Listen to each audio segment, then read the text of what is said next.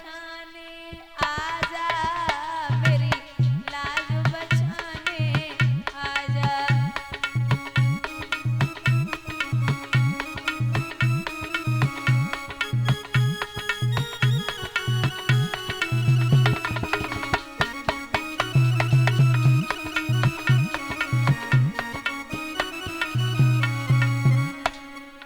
और कन्हैया पांच पति मेरे जुए में हारे,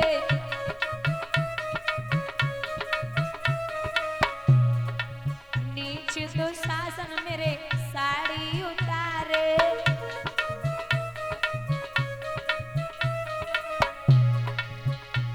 अरे बीच सभा में खींच के लाया, नीचों का नीच वो राजा, मेरी लाज बचाने आजा, मेरी लाज बचाने आजा।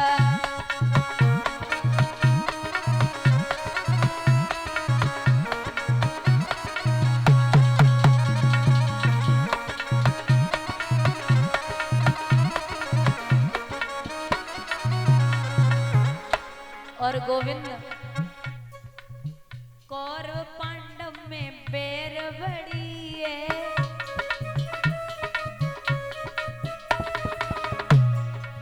आजा मेरे श्याम यज दुख की घड़ी है।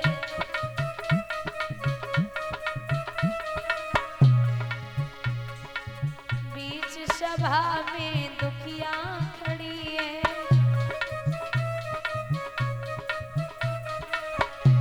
अब चीरों के बीच समा जा, मेरी लाज बचाने आजा, मेरी।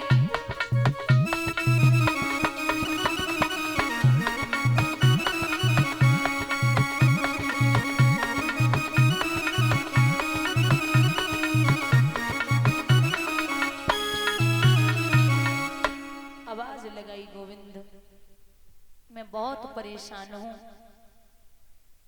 महाराज बहना रोई के बोली, भैया तुम्हें शायद पता ना है, एक बार जब आपकी उंगली कटी थी, आपकी 1000 पटरानियां कपड़ा और पट्टी लेने के लिए भागी थी, लेकिन गोविंद हमने नई साड़ी को फाड़ करके आपकी उंगली में बांध दिया था।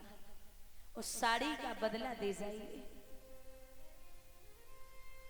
भगवान द्वारका में बैठे बैठे पीठ फेर के रो रहे थे।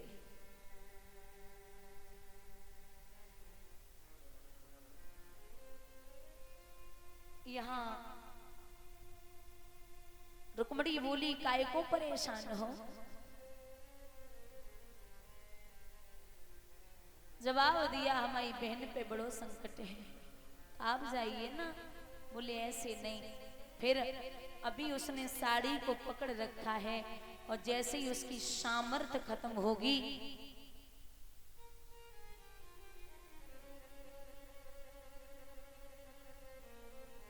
मैं खुद दौड़ के चला आऊंगा।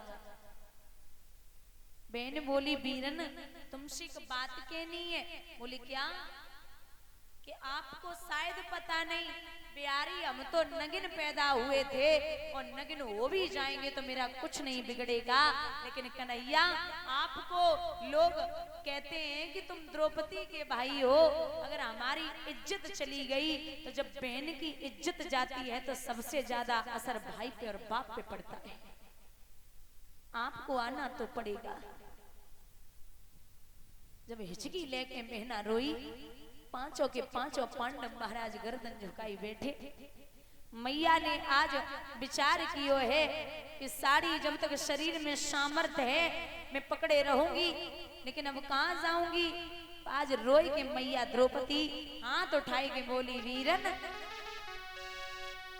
अब का मनमानी कर बाबोगे मेरे नाथ द्वारिका वाले।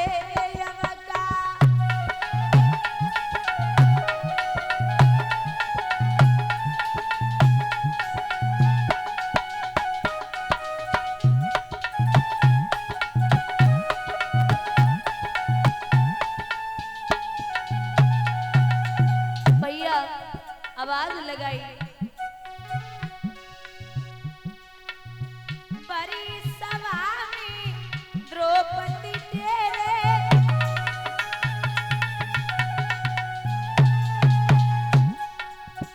बड़ी सभा में तेरी बेना तेरे,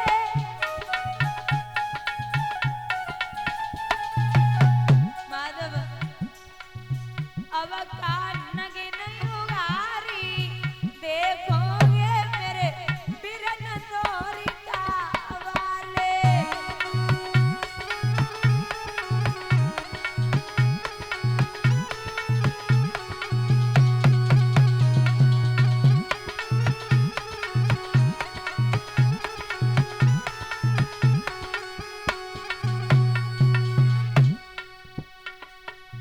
जैसे नरसी के बात भराए,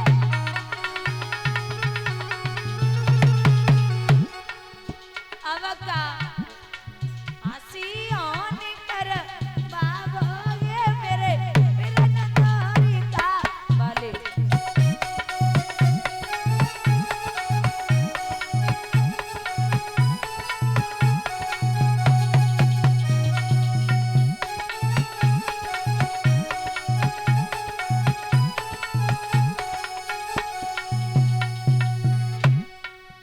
अब का नगिन युगारी देखोगे मेरे बिरन द्वारिका वाले।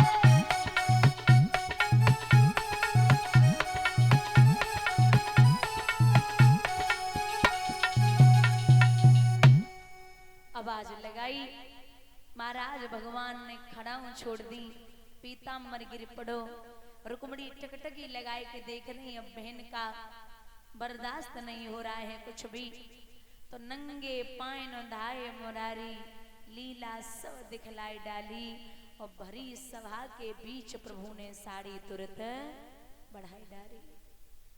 दुशासन खींचते खींचते जब थक गया तो जमीन पे गिर पड़ा। समझ गए पांडवा कि आज फिर मेरे गोविंद ने आए के मेरी लाज को बचाई लियो। और भगवान पांडवों का साथ इसलिए देते थे क्योंकि पांडव जो थे वो कभी धर्म के विरुद्ध नहीं गए। पांडव कभी धर्म के विरुद्ध नहीं गए और भगवान हमेशा धर्म का साथ देते हैं। यहाँ जाय के चीर बढ़ायो, महाराज श्री सूत जी वर्णन करते शौनकादिक ऋषियों। एक समय की बात है जो महाभारत का युद्ध बराबर चल रहा था परस्पर, और कौरव मरते जा रहे हैं लेकिन पांडवों का बाल भी बांका नहीं हो रहा। कर्ण वीर सभा में बैठा हुआ दुर्योधन से बोला, भैया दुर्योधन, बोले हाँ वीरन, आज हमें बड़े चिंतित लग रहे हो, कोई बात है क्या? बोले हाँ भैया, कुछ मत पूछो। क्यों?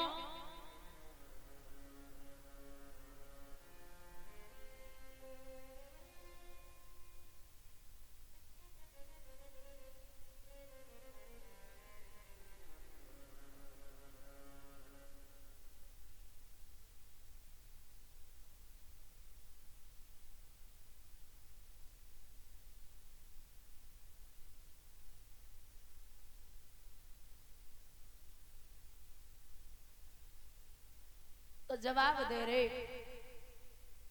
दुर्योधन कि भैया कर्ण कुछ उपाय हो वे वो बताओ। और ये हमारे परम श्रद्धेय बड़े भ्राता जी रविंद्र यादव भैया जिनके यहाँ ये भागवत कथा ये चल रहा है, उनकी माता जी 501 रुपए से सम्मानित कर रही हैं।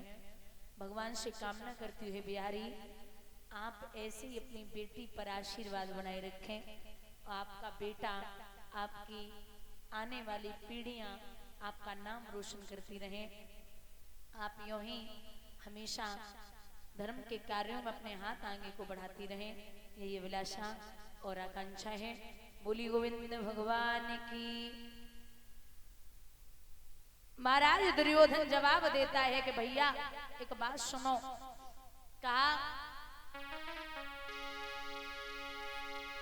सुनो करण बलवीर बंधत नहीं धीर समर करियारो